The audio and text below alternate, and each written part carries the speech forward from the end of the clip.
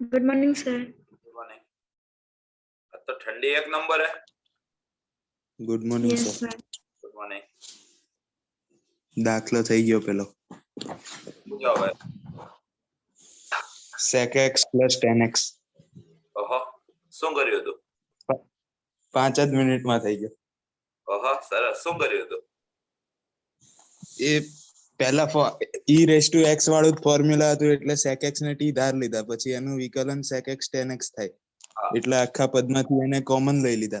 હા, પછી અંદર ઉપર e raised to t આવું હતું e raised to sec x sec હા x into tan x into f of x plus sec x into tan x plus sec square x dx is equal to e raised to sec x into f of x plus c। हाँ, શું કર્યું હતું? sec x ને t ધાર લીધા। okay, so sec x into tan x dx is equal to dt done। dt so આ ધાર્યું તો પહેલા સાદું રૂપ આપ્યું તો પછી ધાર્યું તો પણ પહેલાય ચાલે। हाँ, સાદું રૂપ શું આપ્યું હતું બોલ? એટલે પહેલા આખા પદમાંથી sec x tan x common લઈ લીધા। ઓકે, ઉભો રહેજો। આ sec x into tan x મેં કોમન લઈ લીધા, રાઈટ? તો આ થઈ ગયું f of x plus 1 plus sec x upon tan x થતું હતું। sec x tan x perfect. એના છેદ ઉડાડ્યા કેમ કે sec x એટલે 1 upon cos અને tan x એટલે sin upon cos। sin આનું હા 1 upon sin એટલે cosec x। હા, એટલે કે આ 1 plus cosec x ડન। હા, હવે બસ sec x બરાબર t ધાર લીધું અને એના પરથી ત્રિકોણ દોર્યો અને એના પરથી cosec x નું મૂલ્ય લખી દીધું। હા, sec x ત્રિકોણ equal to t, હા તો આ under root 1 minus t square, sorry t square t square minus 1 t square minus 1, so આ e raised to t આ dt f of x ને શું લખ્યું? f of sec inverse t f of sec inverse t x એટલે sec inverse done, okay, plus 1 plus under root t upon under root t square। okay, હા હવે તમે આનો જવાબ આપેલો છે e raised to sec x into fx plus c।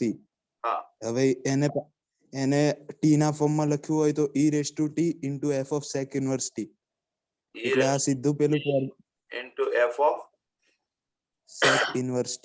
okay, હવે આ તો ડાયરેક્ટ ફોર્મ્યુલા જ થઈ ગઈ કે e raised to x into fx plus f dash x બરાબર e raised to x into fx। એટલે ખબર પડી ગઈ કે બાજુમાં છે એ પહેલા એટલે f of sec inverse t નું વિકલન છે એટલે f of sec inverse t બરાબર integration of 1 plus t over f under root t square। f dash sec inverse t is equal to 1 plus t over under root t square minus 1 બંને બાજુ integration કરતા તો f of sec inverse t is equal to t plus 1 by 2 to 1 under root t square minus 1 plus c done, બરાબર? હા okay, હવે ત્રિકોણ પરથી મૂલ્ય લખી દીધા। f of x એટલે t ને sec x કહી દીધું આપણે, sec x plus tan x plus c, okay perfect. Okay, હવે એક આમાં તને બીજો રૂલ શીખવાડી દઉં છું। इन फ्यूचर भाई देख लो, एक इंटीग्रेशन का जादुई रूल बता रहा हूं। Integration of e raise to g of x bracket में g dash x into f of x plus f dash x मिल जाए तो इसका आंसर होगा e raise to g of x into f of x plus c। तो यार कहीं लिख लेना, फिर इसको खाली दिमाग में डालने के लिए 2-3 बार बोलना, अपने आप दिमाग में डल जाएगा, ठीक है?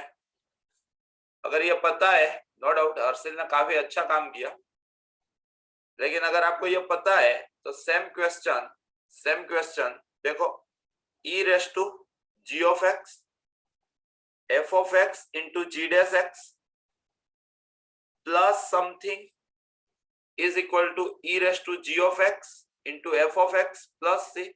So in short ये आपको दिया था f dash x, तो आपको पूछा था f of x, तो आप क्या कर लेते इसका इंटीग्रेशन. अगर आपने इसका इंटीग्रेशन करता तो sec tan का क्या हो जाता sec x, और sec square x का क्या हो जाता tan x plus c. Direct answer आता, टाइम अच्छा खासा बच जाता. क्लियर. वापस मैं स्क्रीन पे वो रूल ला के रख रहा हूँ, रूल को कहीं ना कहीं लिख लो, फिर अपने आज का सेशन स्टार्ट करते हैं. ये लिख लेना. डन है. ये रूल लिख लो और इसको अप्लाई करने के लिए ये क्वेश्चन लिख लो.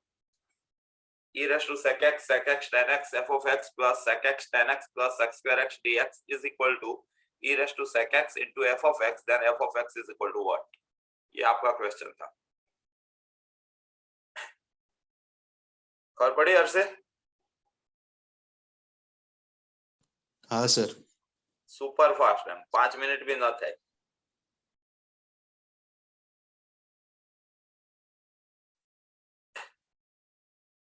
डन.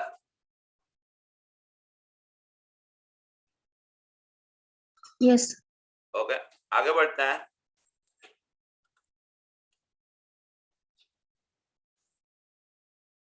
क्वेश्चन है आज का. अब ये जो मेथड है ना, इस पे आप बेटिंग कर सकते हो कि ये श्योर शॉट नेक्स्ट एग्जाम में जरूर दिखेगा. मतलब अभी डिटर्मिनेंट मैट्रिसेस में से कुछ दिखे ना दिखे, सिस्टम ऑफ इक्वेशन जरूर दिखता है. तो ये वही है, और इसकी थियरी आपको बहुत बेहतरीन बताई गई है. ठीक है. आपको जैसे कि अगर भूल गए तो रिकॉल करा दूं. a1x b1y c1z d1 a2x b2y c2z d2 a3x b3y. ये शायद से फर्स्ट पेपर में मैंने रिकॉल कराया था कि नहीं कराया था? कराया था 2002 या 2003 में कहीं ना कहीं. देखो, आपको ऐसे इक्वेशन देंगे, आपकी एनसीईआरटी में है ना ax is equal to b है, जो इस साल 4 मार्क्स बोर्ड के लिए इंपॉर्टेंट है. ठीक है. और जेई के अंदर या इंजीनियरिंग के अंदर इसी को आपको क्या करना होता है, कैपिटल डी बनाना होता है, जो कोएफिशिएंट से बनते हैं. मतलब a1 b1 c1 a2 b2 c2 a3 b3 c3. फिर एक स्मॉल d1 बनाना होता है. वो क्या होगा, तो कांस्टेंट. सबसे पहले तो इक्वेशन इस फॉर्म में ला दो, वेरिएबल x है, कांस्टेंट x है. फिर constant replace by first column. So d1 d2 यहाँ पे d3, ये as it is b1 b2 b3 d में पहली कॉलम को कांस्टेंट से रिप्लेस कर देने का. वैसे d2 क्या होगा, तो d की सेकेंड कॉलम को कांस्टेंट से रिप्लेस कर देने का. ठीक है. ये जब पढ़ाया था तब भी बोला था कि इंजीनियरिंग में 7 मार्क्स, जेई में 4 मार्क्स में श्योर शॉट आता है. और d3 कैसे होगा, तो समझ ही गए होगे, थर्ड कॉलम को आपको रिप्लेस करना है. क्लियर. अब ये डिटर्मिनेंट्स आपको झट से गिन लेने के रहेंगे. जैसे ही आप लोग डिटर्मिनेंट्स गिन लोगे, रूल होता है अगर d 0 है या तो d 0 नहीं है, तो d की 2 वैल्यू आएगी यहाँ पे.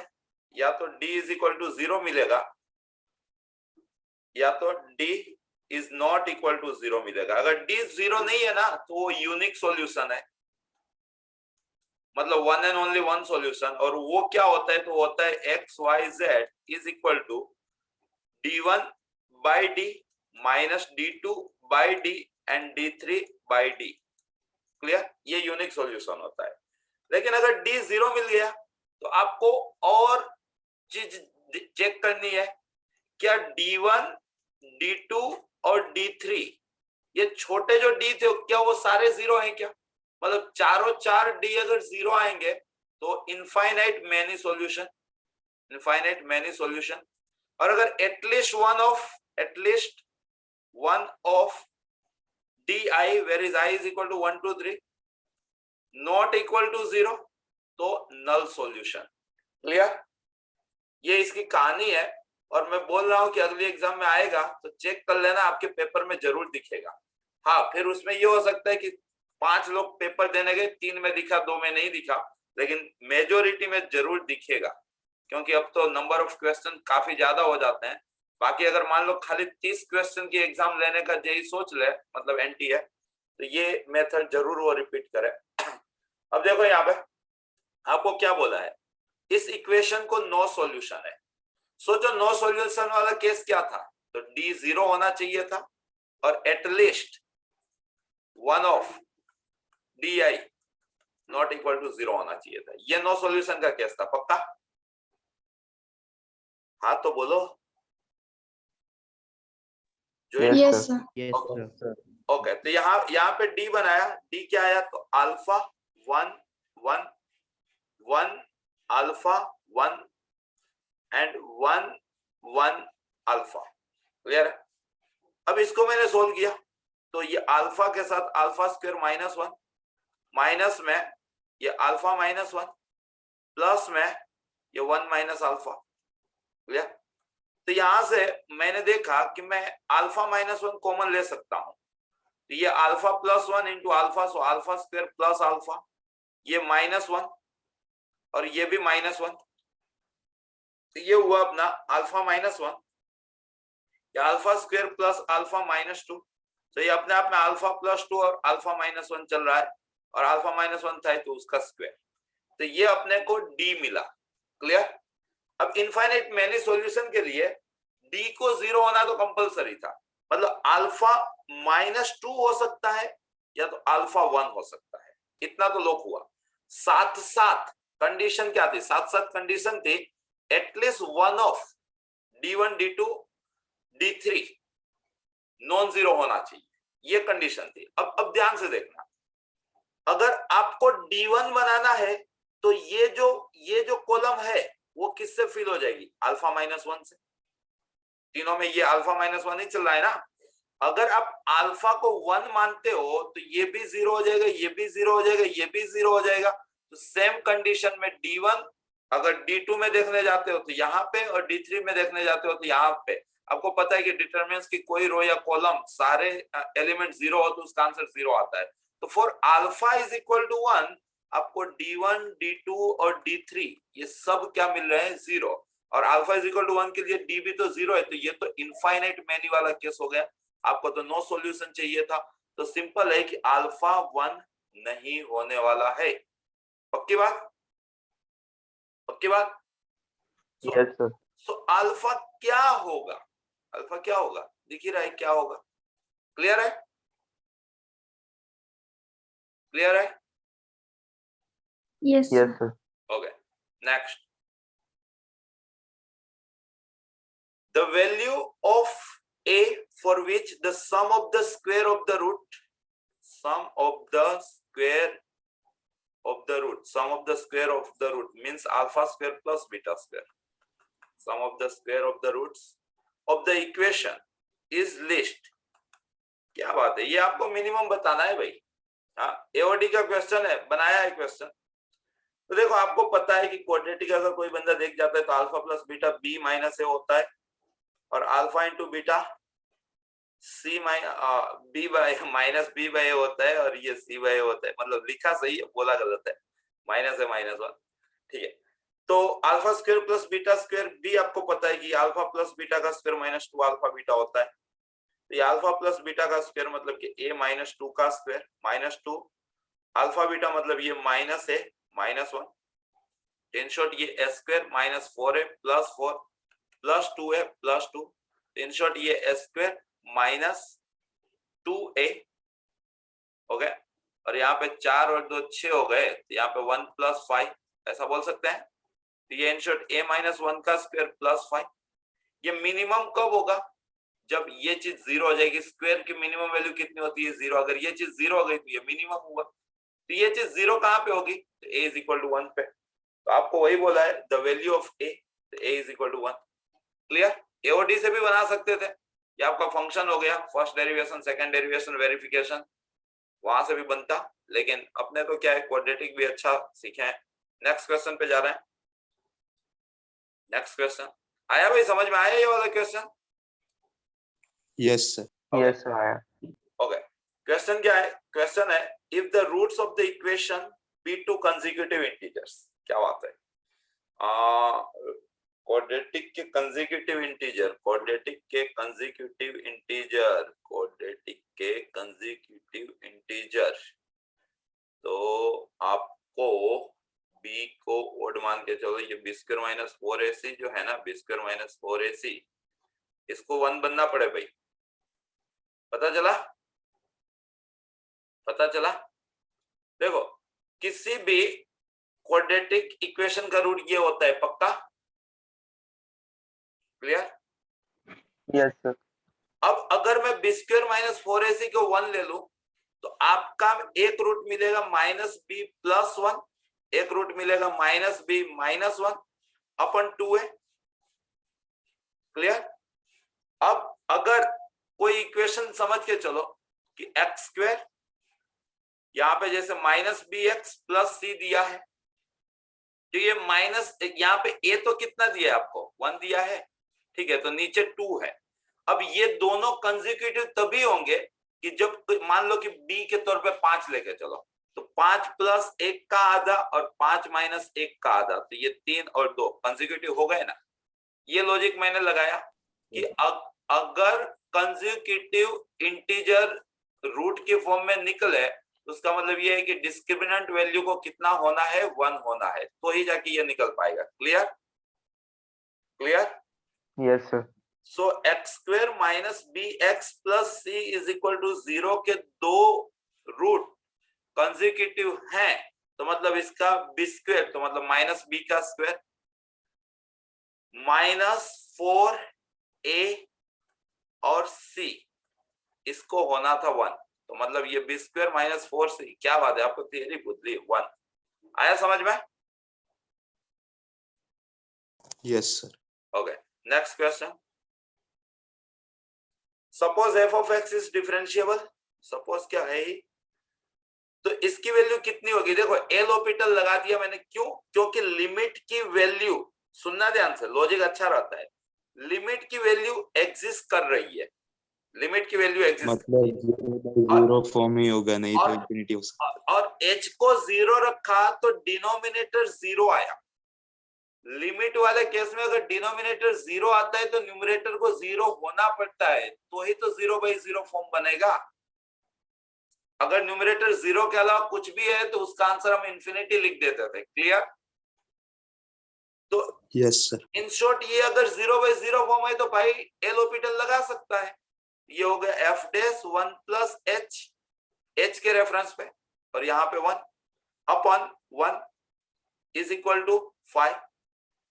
अब एच के बदले 0 रखा तो ये f dash 1 is equal to 5, answer कुछ 5 था। क्लियर? मतलब ऐसे इतने आसान क्वेश्चन भी कई बार देखे गए हैं, मतलब एकदम बेसिक फंडास था। Okay, next question. Next question, let f be a differential for all x, अच्छी बात है। f of 1 माइनस 2 है।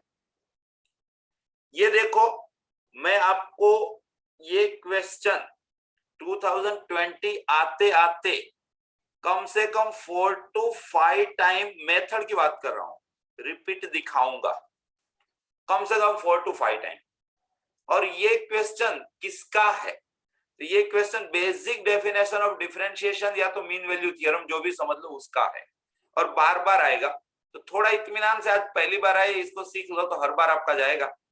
आप सबसे पहले डिफरेंशिएशन वाले टर्म्स में काम कर लो। F dash x greater than और इक्वल टू 2 है, ये आपको दिया है। एक क्वेश्चन था, एक मतलब कौन से साल का है पता नहीं, उसके अंदर दिया था x बिलोंग्स टू 1 to 6, यही दिया था। आपको f of 2 दे के रखा था, आपको f डैश 2 दे के रखा था, और ऑप्शन बनाए थे f of 5 plus f dash 5 greater than और इक्वल टू, लेस देन और इक्वल टू, इस तरह से 4 ऑप्शन बनाए थे इसी के, यहाँ पे अलग अलग कांस्टेंट। तो वो क्वेश्चन भी सेम काइंड का क्वेश्चन था, इसलिए तो बोला कि ये मतलब काम की चीज है। शुरुआत कैसे करेंगे? तो जो डिफरेंशिएशन दिया होगा ना, वहां से हम शुरुआत करेंगे। तो यहाँ पे ये चीज दी है, ठीक है। अब देखो ऑप्शन पे ज्यादा ध्यान देना, यहाँ पे ऑप्शन पे आपको बार बार मतलब हैमरिंग कर रहा है कि भाई आपको f of 6 की नीड आने वाली है, तो एक आप चीज निकालोगे f of 6। क्लियर? ऑप्शन क्या इंडिकेट कर रहा है, आपको एफ ऑफ 6 चाहिए। फिर देखो गिवन में क्या दिया है, तो आपको दिया है एफ ऑफ 1, ये रहा। क्लियर? अब देखो आपको एफ डैश एक्स की डेफिनेशन 11 स्टैंडर्ड में फर्स्ट टाइम सिखाई गई थी, limit t tends to x f of t minus f of x over t minus x, याद है क्या? ये मेरी डेफिनेशन Yes. आप लोग c plus h minus c over h, ये एनसीईआरटी की डेफिनेशन थी और ये मेरी थी। क्लियर? ये इंजीनियरिंग में आपको यूज होने वाली है। तो ये जो एफ डैश एक्स दिख रहा है ना, इसको आप चाहो तो लिख सकते हो in the form of this too. इसको मेरे गांव में लिखा जाता है f of 6 minus f of 1 by 6 minus 1, और ये देके रखा है ग्रेटर देन इक्वल टू 2। इसको आप चाहो तो मीन वैल्यू थ्योरम के साथ भी कंपेयर कर सकते थे, वही लिखा है। क्लियर? मीन वैल्यू थ्योरम याद है ना, कंटीन्यूअस हो, डिफरेंशिएबल हो, तो at least c belongs to open interval a, b such that f of b minus f of a over b minus a is equal to f dash c। याद है? तो उसके साथ भी कोरिलेट कर लो। तो ये हो गया आपका f of 6 minus f of 1 is greater than or equal to 5 to the 10, and आपको f of 1 दे के रखा था -2, तो ये इधर गया तो आपको पता चला कि f of 6 greater than or equal to 8, तो आपका आंसर कुछ ऐसा रहा। इस मेथड के साथ हो सके उतना फास्ट यूज टू हो जाना। ठीक है, नेक्स्ट क्वेश्चन। वापस भी वही मेथड आती हुई मुझे तो लग रही है नीचे वाले क्वेश्चन में, सेम टू सेम। एक पेपर में दो चीजें एक बार कैसे पूछ सकते हैं? ये भी वही है, मीन वैल्यू ही है। देखो यहाँ पे भी देख के वही पता चला मुझे, ये मोड के अंदर सोच के चलो, f of x minus f of y बहुत बार सोल्व किया है ये question, x minus y less than equal to, तो इधर भी हो गया mod of x minus y. अगर मैं इसको लिमिट x अप्रोचेस y लगा दूं बोथ साइड, ठीक है, तो ये हो गया limit x approaches y। Definition हो गई ये, तो किसकी डेफिनेशन हो गई? f डैश x की। ये डेफिनेशन हो गई f डैश x की लेफ्ट हैंड साइड। मोड में लिख सकते हो, कोई दिक्कत नहीं है। लेस देन इक्वल टू, ये राइट हैंड साइड x के बदले y बोला तो क्या हो गया? 0। अब ये मोड में था। अब सोचो मोड नेगेटिव तो होगा नहीं, आपको ये कंडीशन पता होनी चाहिए, mod x less than equal to 0 दिख जाए ना, तो उसका एक ही सॉल्यूशन होता है, x इज इक्वल टू 0। बाकी जिंदगी में ये कभी वर्क नहीं करेगा। जैसे आपको आईआईटी में ये क्वेश्चन बहुत फेमस हुआ था XYZ टाइम पे कि a square plus b square plus c square is equal to 0, तो उसका एक ही मतलब होता था a is equal to b is equal to c is equal to 0। Clear है?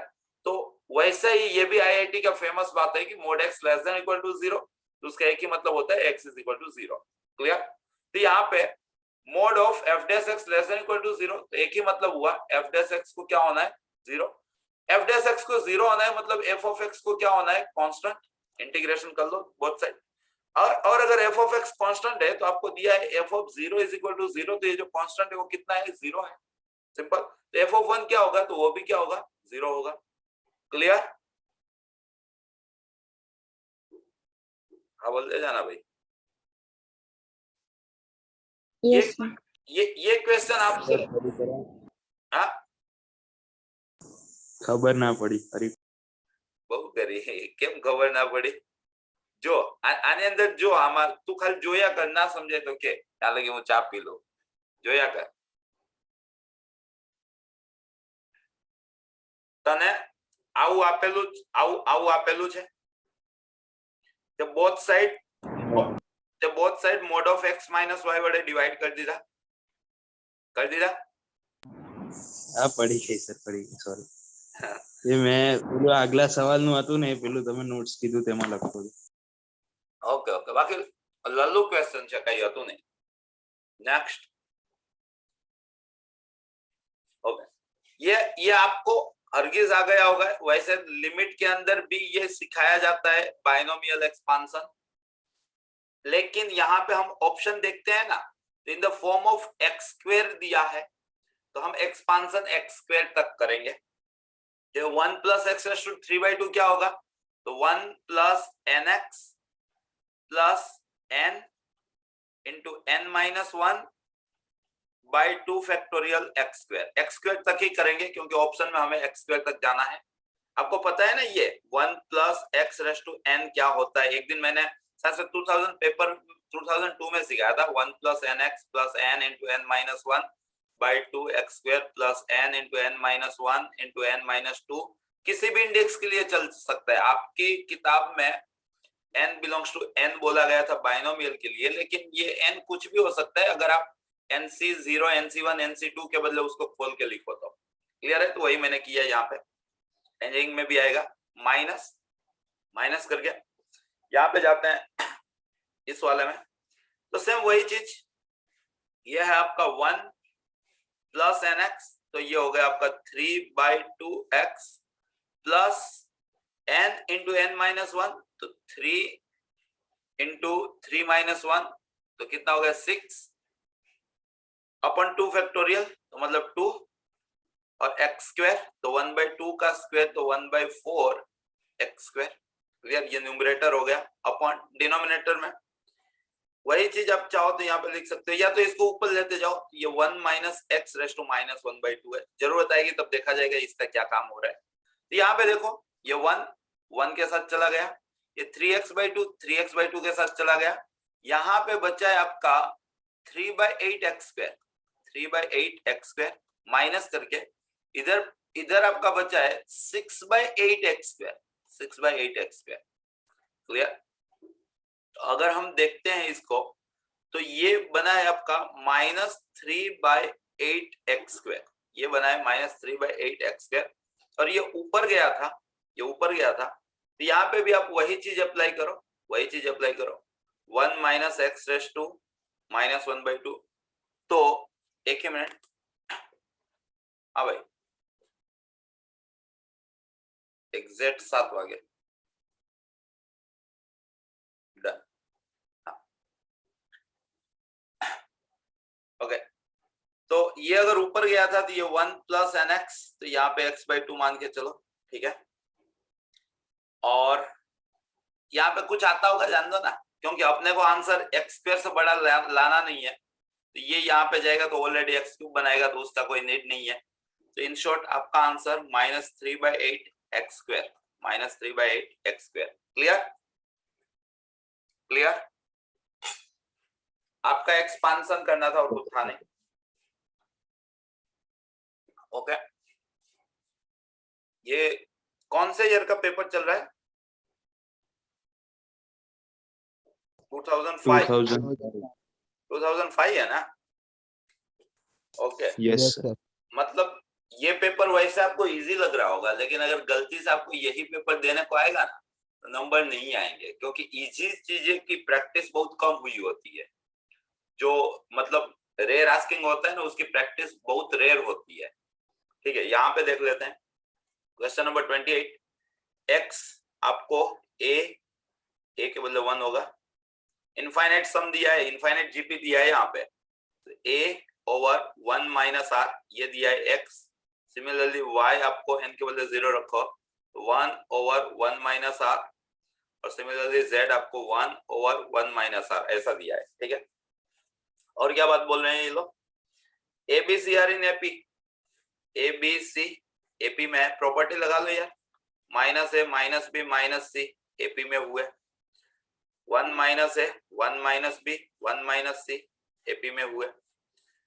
एपी का reciprocal HP 1 minus c HP में हुआ। ठीक है, तो 1 और 1 माइनस है x y z HP में हुए, x y z ही पूछा होगा HP। क्लियर, क्लियर है भाई? Yes sir. Okay, next question की ओर जा रहे हैं। अगला क्वेश्चन, ओके ये क्या बोला है भाई?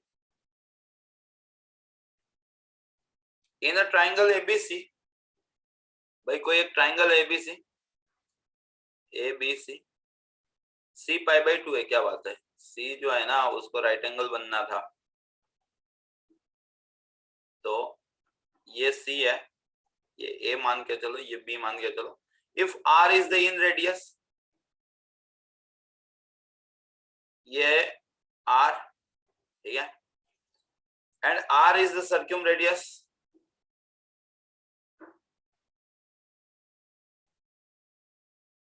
ये है कैपिटल आर। ये तो पता है ना, राइट एंगल ट्रायंगल का हाइपोटेन्यूज का मिड पॉइंट आपका सर्क्यूम सेंटर होता है, लोअर स्टैंडर्ड की property. Okay, then 2 time r plus r कितना होगा? देखो कुछ छोटी छोटी चीजें जो आप लोअर स्टैंडर्ड से जरूर सीख के आए होंगे, लेकिन अगर नहीं आए हैं तो सिखा रहा हूं, ध्यान से सीखना, सीख लेना।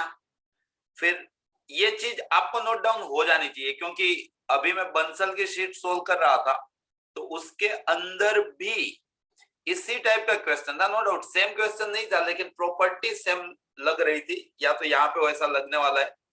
ये कोई एक ट्राइंगल है एबीसी, ठीक है, तो तीनों वर्टाइसेस में से जो सर्कल पास ऑन होता है ना, इसको सर्कुम सर्कल बोला जाता है, और जो ये सर्कुम सर्कल है ना, उसके सेंटर को सर्कुम सेंटर ओ बोला जाता है। क्लियर?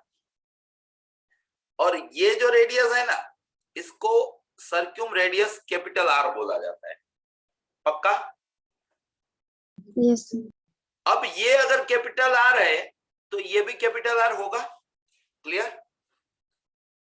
अब लॉजिक समझना, ये जो बीसी है, बीसी दिख रहा है, वो किसी सर्कल की एक कोड है। दिखा? बीसी किसी सर्कल की एक कोड है। अब 10th या 9th का कंसेप्ट, पता नहीं कौन से स्टैंडर्ड का कंसेप्ट है, कोड जो एंगल पॉइंट पे क्रिएट करेगी उसका डबल एंगल सेंटर पे क्रिएट करेगी। पक्की बात? तो अगर इसको आप ए बोलोगे तो इसको आपको 2a बोलना ही है। पक्का? हाँ बोलो। ऐसा यस सर। ऐसा आपको सिखाया गया था 10th में, थियरम भी प्रूफ की होगी, ये थीटा और ये 2 थीटा। मैं जानबूझ के थियरी डिटेल में सिखा रहा हूं कि इसके बेस पे अगर घुमाऊ क्वेश्चन है तो आपको दिक्कत ना आए, इसीलिए सारी चीजें बता रहा हूं। ठीक है, अब देखो, आपको ये भी पता है कि सेंटर से कोड पे ड्रॉ किया गया परपेंडिकुलर कोड को बाइसेक्ट करता है, जानते ही हो। तो ये बीसी मतलब इसकी लेंथ ए है, तो इतनी लेंथ a/2 होगी और इतनी लेंथ भी a/2 होगी। a का ऑपोजिट साइड मतलब a बोल सकते हैं हम इसको। क्लियर? अब देखो, यस सर। अगर इसको मैं m बोलूं तो BOM और COM कॉन्ग्रुएंट होंगे। क्यों? क्योंकि ये एंगल्स हैं, ये साइड लेंथ्स हैं, ये साइड कॉमन। तो उसका मतलब ये हुआ कि ये एंगल और ये एंगल भी सेम होंगे। टोटल 2a था तो ये कितना होगा? a होगा। पक्की बात? पक्की बात? अगर अगर यस सर। अगर ये a हुआ तो इस ट्राइंगल में मेरा ध्यान जा रहा है, इस ट्राइंगल में नाम रखा है BMO में, उसमें मैंने साइन रूल लगाया। कौन सा रूल लगाया? Sine rule. साइन रूल पता है ना, A/sin A is equal to B/sin B is equal to C/sin C। क्लियर? वैसे मैं जानता हूं कि ये होता है 2r, ठीक है, लेकिन क्यों होता है वो सारी चीज हम आज जानने वाले हैं।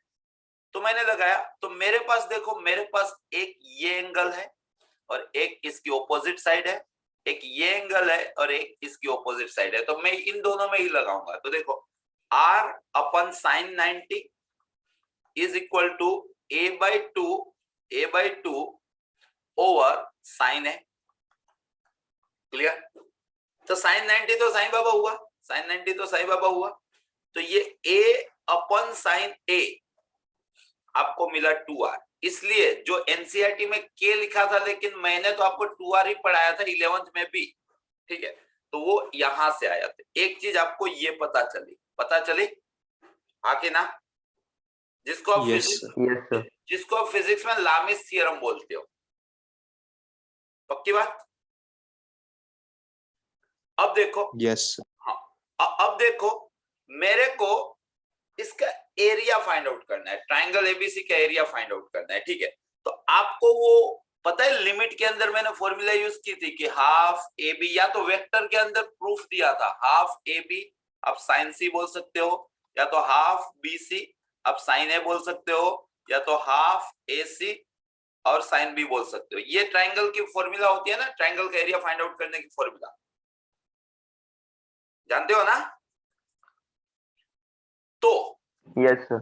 ये वही जो वेक्टर में आप क्रॉस प्रोडक्ट बोलते हो ना, ये वही लिखा है। कोई भी दो साइड का क्रॉस प्रोडक्ट का मॉड्यूलस का आधा, ये वही लिखा है मैंने, और कोई अजीबोगरीब बात नहीं लिखी है।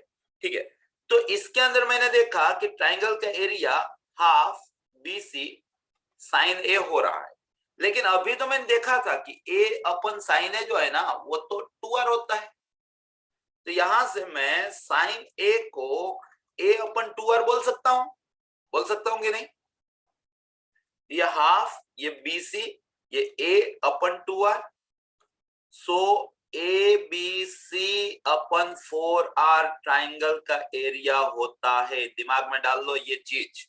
आपको अगर सच्ची में रैंक इंप्रूव करना है तो मतलब ये चीज मतलब लग जाएगी काम में, शॉर्ट लग जाएगी। ट्राइंगल ये आप लोअर स्टैंडर्ड में पढ़ के आए होगे, अब पढ़े नहीं पढ़े याद है नहीं है, लेकिन अभी मैंने करा दिया तो आपको ये चीज यूज टू हो जाना है कि भाई ट्राइंगल का एरिया होता है ABC अपन 4R। दिमाग में बैठा? Yes sir. Okay okay. अब आ जाते हैं हम इन सेंटर को फिल करते हैं। इन सेंटर क्या चीज होती है? तो ऐसा सर्कल कि जो तीनों साइडों को टच करे उसको इन सर्कल बोला जाता है, उसके सेंटर को इन सेंटर बोला जाता है, और उसकी रेडियस को इन रेडियस बोला जाता है। क्लियर? जो परपेंडिकुलर बाइसेक्टर का इंटरसेक्शन होता है, इन सेंटर। क्लियर सी बात है? मान के चलो ये A है, ये B है, ये C है, ये A हुआ आपका, ये आपका B हुआ आपका, और ये आपका C हुआ। क्लियर? तो एरिया ऑफ, ध्यान से देखना लिख रहा हूं वो, एरिया ऑफ ट्राइंगल ABC क्या बना? एरिया ऑफ ट्राइंगल ABC मुझे तो बनता हुआ दिखा। क्या बनता हुआ दिखा? सोचो। तो मैंने क्या किया, ये ऐसा कनेक्ट कर लिया और ऐसा कनेक्ट कर लिया, is equal to triangle AIB plus triangle BIC plus triangle CIA। ABC का एरिया मतलब ये तीन छोटे ट्राइंगल का एरिया। चलेगा? Yes sir. अब ट्राइंगल अब ट्राइंगल का एरिया होता है हाफ बेस इंटू हाइट। तो half A into R plus half B into R plus half C into R, क्योंकि हाइट के तौर पे हर किसी ट्राइंगल में R दिखा है और साइड के तौर पे तो आपको ABC मिल ही रहा है। तो आपने क्या किया, इसमें से हाफ R कॉमन ले लिया। ये क्या हो गया? A plus B plus C। ठीक है, तो ये A plus B plus C by 2, जिसको आप सेमी पेरिमीटर बोलते हो, SR। तो आप ये भी याद रख लो, नाम में ही नशा है, RS रॉयल स्टैक। डेल्टा मतलब area of triangle is equal to ABC अपन 4R is equal to RS। ये चीज आपको याद रखनी है। याद रख लिया? डन? Yes sir. अगर आप ये चीज याद रख लिया ना तो आपको अभी नहीं पता इसका महत्व, लेकिन अगर काम लग गया ना तो सोचो 4 नंबर जेई का दिलवाएगा, मतलब लाखों की बात हो गई है। ठीक है, राइट नाउ इस क्वेश्चन में हम इस थियरी का यूज करने वाले हैं। देखो, in a triangle ABC let C is π/2। ये आपका C है। अब देखो, मैं कोई एक राइट एंगल ट्राइंगल सोच रहा हूं तो मेरे को 3, 4, 5 ध्यान में आ जाता है। ये मान लो A है, ये B है, ये आपका A हो गया, ये आपका B हो गया, और ये आपका C हो गया। चलेगा? चलेगा? तो इसका जो एरिया है डेल्टा वो हाफ बेस इंटू हाइट, तो वो 6 मिला। क्लियर? अब मैंने इसके अंदर रख के कैपिटल R निकाला, इसके अंदर रख के स्मॉल r निकालूंगा मैं। कैपिटल R के लिए ABC 3 4 12 5 60 upon 4R is equal to 6, so 4R is equal to 10, so 2R is equal to 5। Done? वैसे ही यहाँ पे सेमी पेरिमीटर मतलब इनका सम का आधा, तो 3 4 7 5 12 का आधा 6, ये 6 है, डेल्टा भी 6 है, तो small r is equal to 1, so 2R is equal to 2। तो अपने को 2R